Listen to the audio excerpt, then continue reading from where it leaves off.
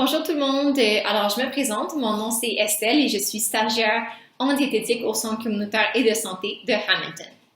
Alors, l'heure à laquelle on mange est tout aussi important que ce qu'on mange. Donc, on dit que, comme dans la construction d'une maison, une saine alimentation commence par une bonne fondation. Cette fondation, c'est un horaire de repas régulier, donc de prendre des repas à des heures similaires à tous les jours. Donc, c'est quoi les effets d'un horaire de repas irrégulier, comme de sauter des repas?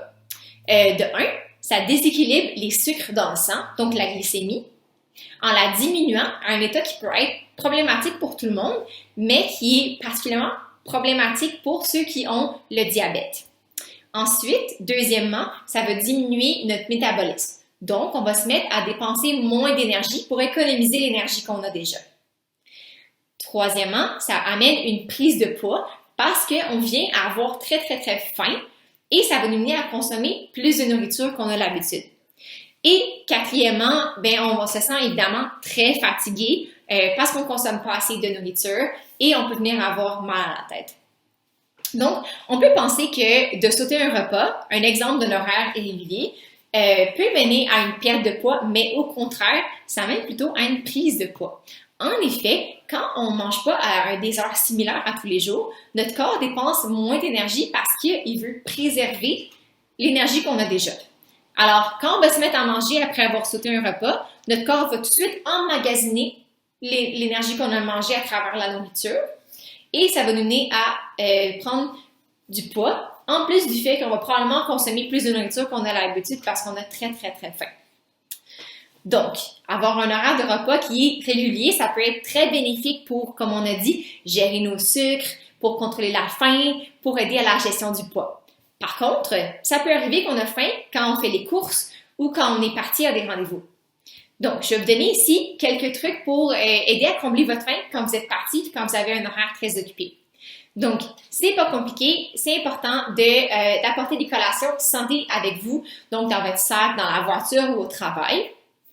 Et deuxièmement, les collations, idéalement, ce serait bien s'ils seraient déjà portionnés comme dans des petits sacs, dans des petits pots. Comme ça, c'est très facile de les prendre quand vous partez si vous êtes pressé.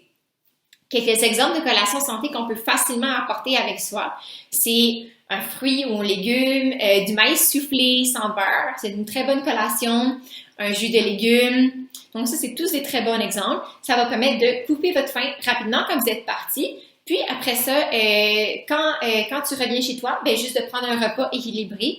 Ou si tu penses être parti pour très longtemps, là, tu peux juste apporter un repas avec toi dans un petit pot. Comme ça, tu es sûr de pouvoir combler ta faim pendant ta pause. Donc, je vais vous donner juste rapidement un exemple d'un horaire de repas régulier.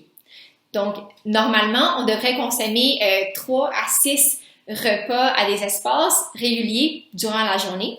Donc, à 4 à 6 heures d'intervalle environ ou selon votre faim.